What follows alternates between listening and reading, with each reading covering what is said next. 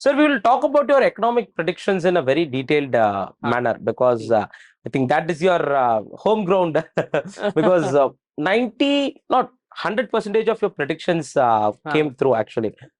Explain to our viewers what is going on since Trump took administration. And when President Trump came in, there has been a series of tariffs which has been announced on several countries as well. And there have been like waivers and there have been sanctions. And what's happening right now? So I think the President Trump and his economics team, they went about in a wrong way without having any kind of a made in America product. They simply announced the tariffs on nations. After announcing the tariffs on every nation, several nations countered back with retaliatory tariffs. With this, what happened is they realized that they cannot take on everybody plus China. Midway, they realized that it's a big mistake. So he started reversing back on the tariff numbers with some nations. Now, what has happened is the latest news it says that a US-China deal is about to be finalized. Okay. So both the countries are now reducing each other's tariff rates, which they just bounced upon when Trump was in that mood of "I'm going to let everyone kiss my ass" was the word he used for negotiations. So I think President Trump learned a nice lesson. Okay. And now he understands the importance of the Chinese supply chain. Okay. And both nations are now going to reduce the tariffs. Okay. But decoupling is confirmed, which means eventually it is going to be China plus 10 manufacturing, not China plus 1. Okay. Which the media will highlight. The fake media will say China plus 1. The fact is it's going to be China plus 10 manufacturing. Okay. So, to my understanding, yuan is supposed to appreciate. Okay, so it will be able to buy more American products rather than the reverse thing happening, which was yuan was being devalued and they were exporting. Now the reverse things will happen, and one of the predictions, as you might have seen as well, 5% remittance tax on whatever the NRIs transfer as money.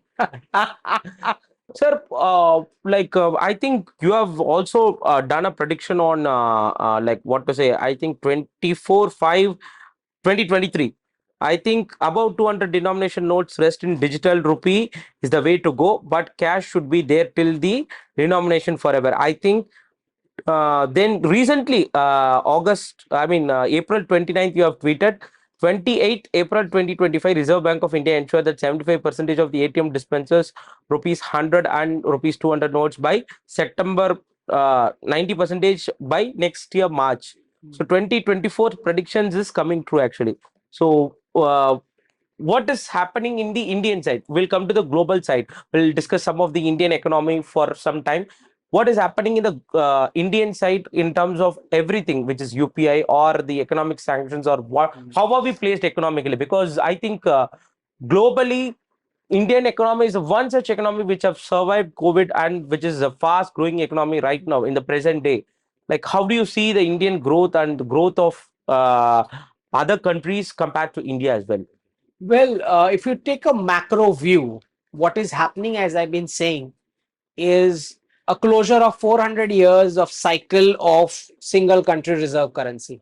So with that, a lot of glorified services sector positions which were created just because there was an endless printing machine with the United States.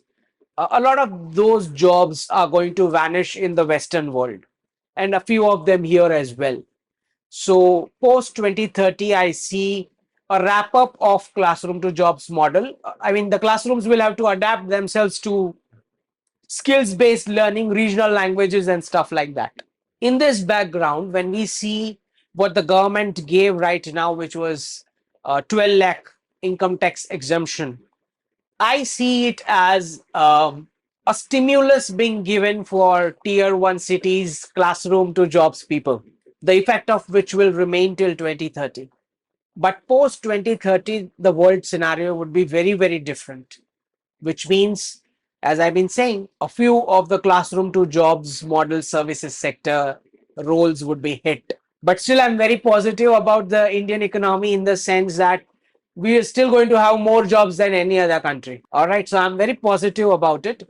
But we have to orient people for this new kind of a world where, a single piece of degree is not going to give you 15, 20 years of guarantee of work. It has to be more skills based. And in that scenario, as de-dollarization completes, you're going to have more and more control over your currency, which means the government will be able to give a low rate of interest rate loans for young kids to try out businesses, startups, and things like that. That power of funding the innovation will Yeah, come I back. think already Mudra is there, and No, to that's a separate thing. yeah, But we to are a still large into scale. the dollar world. Okay, okay, okay. We are still into the dollar world. Mm-mm-mm. When de-dollarization completes, you would be able to give it to a massive level of people to try out different kinds of businesses. Like they Understood. had this privilege for the last 30 years, 0 to 3% interest rates. I'm not saying zero, but Mm. certainly the young students will be able to launch their business ideas and stuff like that. That's the path to go going forward. Entrepreneurship and self-employment, skills based, basically. Understood. Uh, what are the immediate steps or the long-term plans where, from an Indian side or from an Indian economic side, we have to do for the de-dollarization? Because Mhm. government has been taking many kind of a steps, that is introducing rupee, trading in rupee, bringing in rupee cards, and bringing in UPIs in other countries as well. But what more steps needs to be there? Because I think till now dollars value has been there. I think today it is around 86 rupees when it is Mhm. compared to From Indian rupees. 88, it went till 83, and now Yeah, it's now it is 86. 86 actually. But what is the process do we need to follow in a constant manner? Because that has been the general currency of a rupee, I mean, to the world Mm. for a very long time. To replace that, a huge steps has to be taken. As you said, Chinese yuan is there, and pounds are there, and we can keep on telling what is there in the world, throughout the world. But rupee has been playing a crucial role in the recent times, Mm. whether it is from post like post 2014 or post 2019 as well.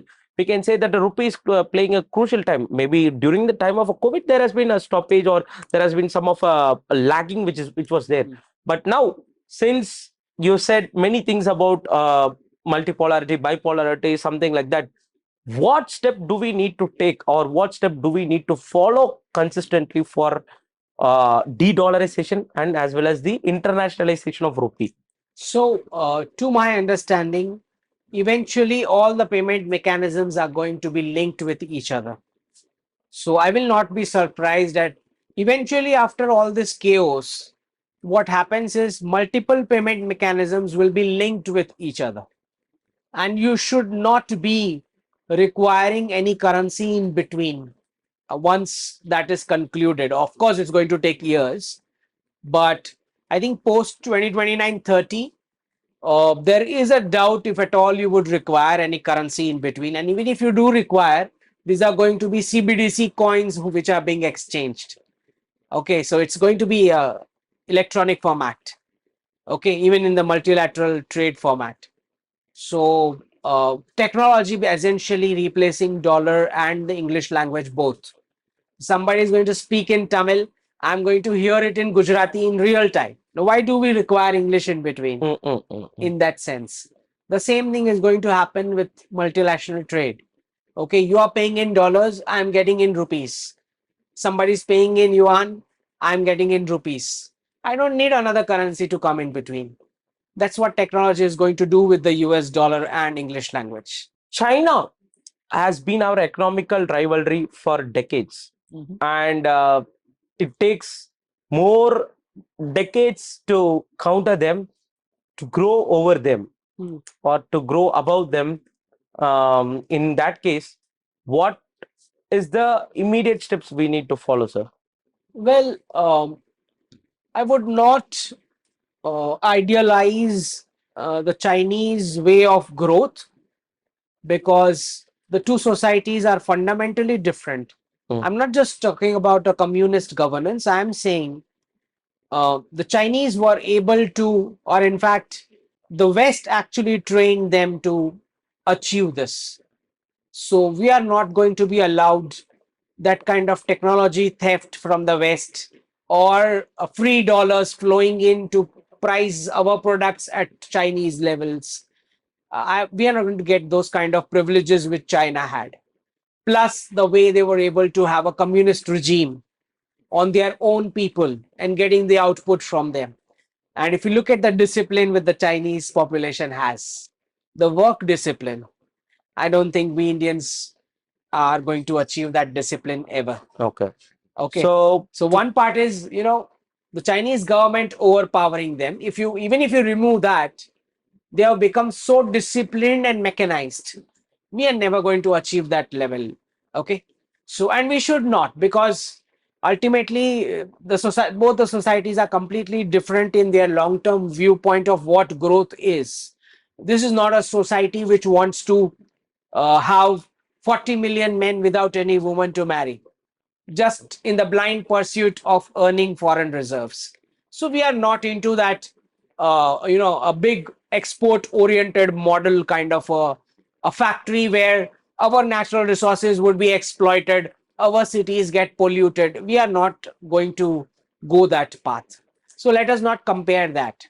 But what we would like to do is more kind of production by masses and customized production by masses, and only the surplus going to the elite of the rest of the world, not to the masses of the rest of the world. That is the kind of exports I think we should aim at. yeah, so since we talk about de-dollarization and internationalization of rupee, well, US like this because automatically it is their domination which we are bringing in down.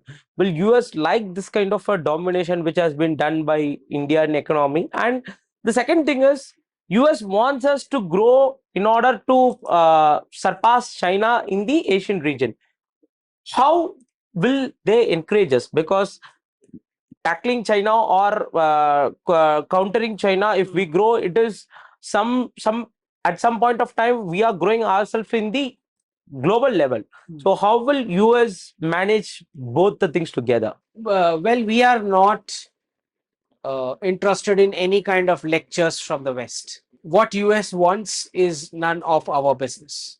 So we definitely are looking for a partnership, but we are not looking for any kind of an alliance with the US. We are interested in technology partnership, technology transfer. We are interested in joint production. We are interested in some of the matching values and work ethics that we have to a level, but we do not agree with their global plans of domination. So, Delhi has to carve out its own path in a way where we are not going to label the Chinese, Russian, or the American as enemies. We have to understand where our interests overlap with each of them, and work out win-win in those situations where these overlaps can happen. For the rest of the part, we can leave it to our decisions. So that is there. That Yeah. is the so I think the shift which has been taking place for the And last whether, I mean, since you mentioned whether US will like de-dollarization or not, understand they have reached a point where dollarization, or the reserve currency status which they have, if they continue with this status, in the next 5 years, the Chinese will take over their entire national security structure. okay, So I do not think dollarization or the reserve currency status is in the interest of Americans either. okay, Second, they have a huge mountain of debt on their head, which they have to wipe out clean. Because of the free dollar printing, their society has become almost unproductive and demonic in terms of consumption.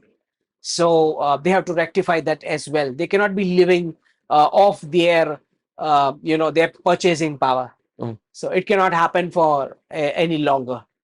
And also, the Americans are not going to be asked, the government or even their president, because those people who are calling the shots about how global geoeconomics functions, They are not going to ask American citizens about whether dollar should stay in the status or not, because when dollar was taken to that status, neither the American citizens were asked, nor the government, or not and the president.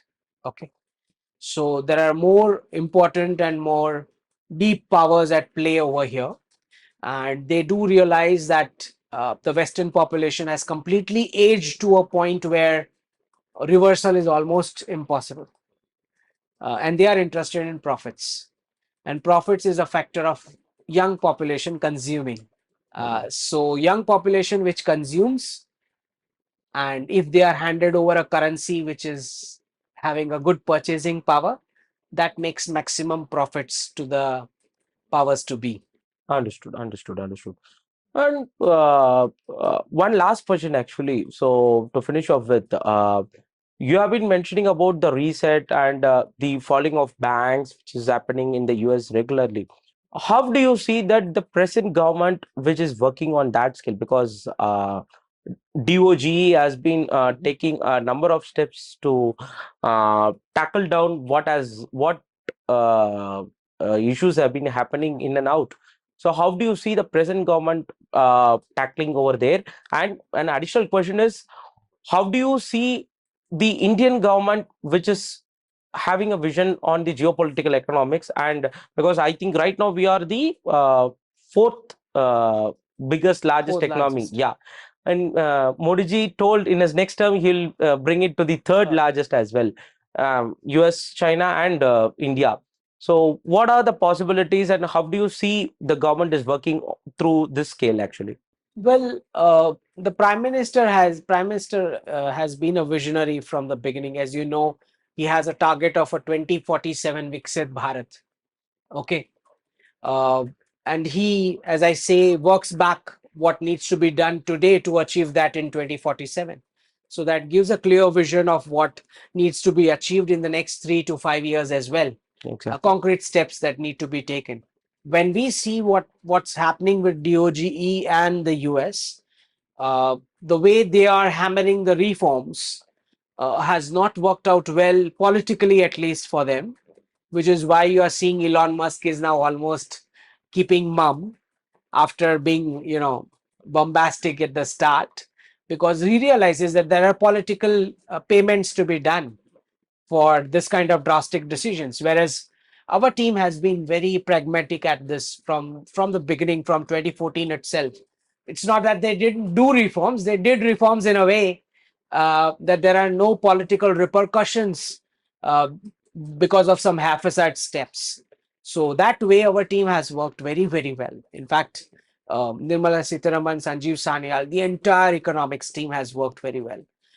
In fact, a lot of people who were cursing Nirmala ji for heavy taxes, now Now, when they see the what we defense have spendings. achieved, what the forces have achieved, because Prime Minister started very early with Atmanirbhar, Exactly. the entire concept of startup India, Make scale in up India. India, make in India.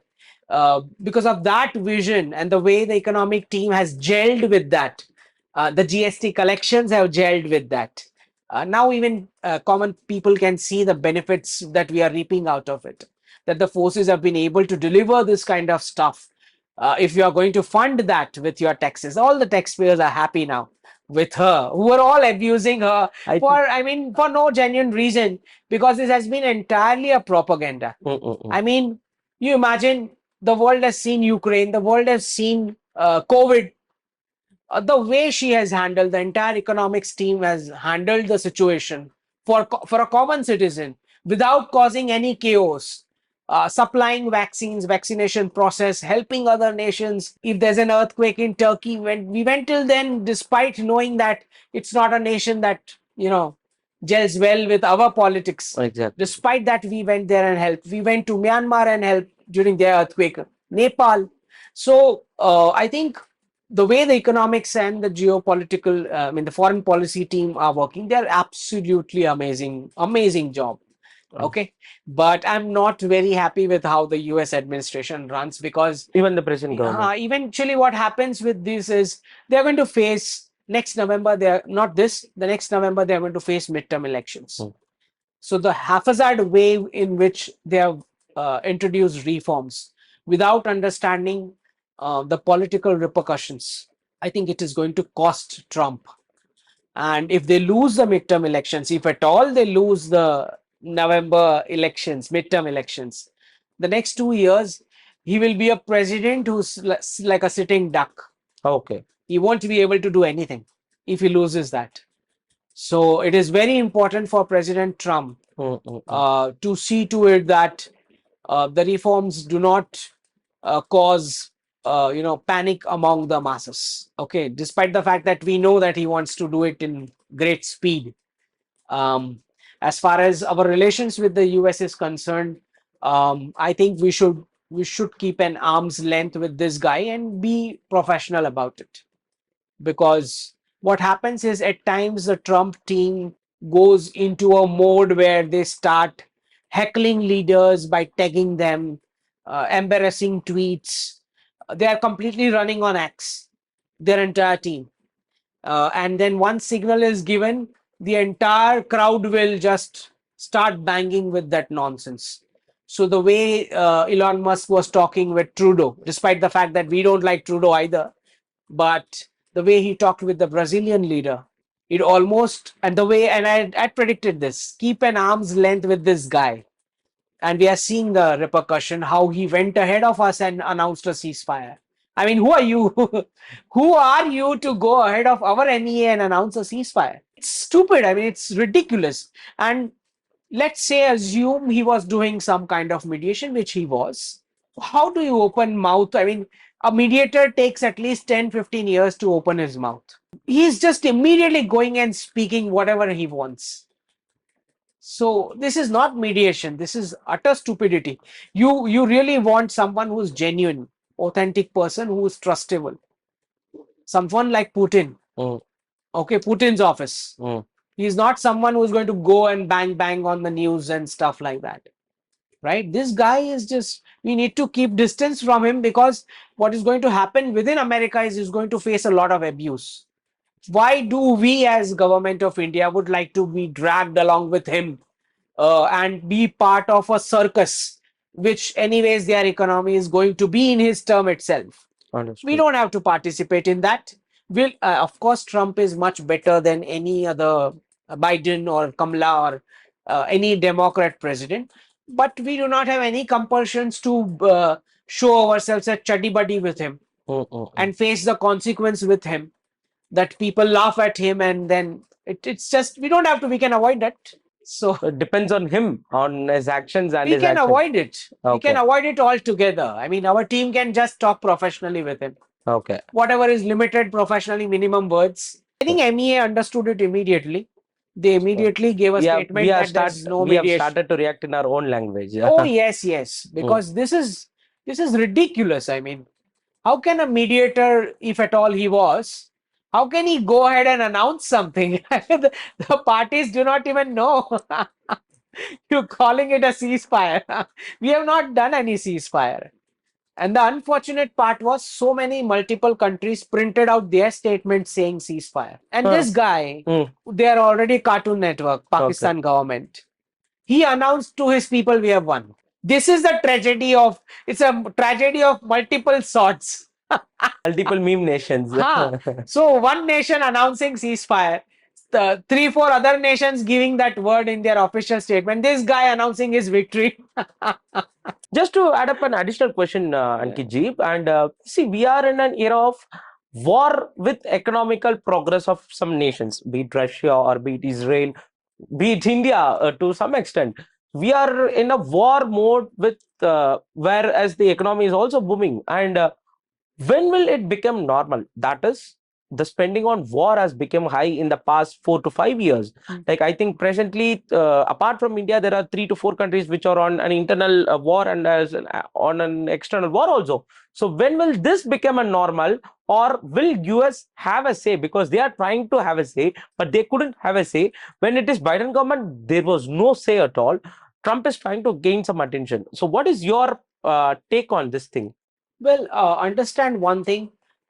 Whenever whenever a nation looks for indigenous or Atmanirbharta, a lot of budget will go into research. Mm. So these are capex expenditure. I mean, well, the later you start, the more will be the research expense, and the generation of technology that you want to build on your own, the more time that takes, and that automatically translates into a working capital getting fixed into that project Exactly. for a longer period of time, which has financial costs. So we started off late, unfortunately, after 2014 on a lot of indigenous weapons because of our political reasons. You know that. So the taxpayers will have to take this burden for a while. As far as United States is concerned, well, uh, if they do not learn to behave, ultimately after some years we are going to take their companies, because this is not the way. I mean, we are looking for partnership, we are looking for technology transfer, we are looking for joint production, but it has to happen on our terms, because this is the hub from where we are going to export these weapons across the region to all our partners, Exactly. from Saudi Arabia to Laos, Cambodia. And now you come and tell me you are not going to give us technology. How do we deal with that? And just imagine, this guy, he just openly comes out and says, I threatened both the nations that will not do trade deal if you don't stop this. I mean, you're stop. I mean, obviously nobody takes him seriously. But imagine tomorrow, if what if we had his weapons? Today, when we don't have his weapons, he is going ahead and saying that you have to stop this or else no trade. Oh, Pakistan anyways has what trade? All the repercussions is for us. Exactly. Huh? We are facing this for all these Huh? years. So he is threatening us with canceling the trade ties if we don't react to a terror attack. Tomorrow, if we are dependent on his weapons, what all he will do? So this is completely an unreliable partner. Tomorrow, some Democrat will come. The Democrat will immediately start talking sanctions. So these are, it's just, I mean, they've lost all credibility. How do we deal with this, guys? Which is why an authentic leader like Putin is much better, irrespective of what quality of that weapons are. So, Okay. in short, we can say that a trustable friend is more than Oh yes. needed. Tomorrow, what happens if we have an entire fleet of F-35 and he just locks them with a kill switch? What do we do? And what happens if we require emergency supplies for maintenance? What Obviously, happens? obviously. Oh, we can't go with this country anymore. I mean, either their companies are shifting here, as I'm saying, because if they don't learn to behave by 2030, we'll take all their companies. I'm Understood. very serious about it, Understood. because see, companies ultimately need profits.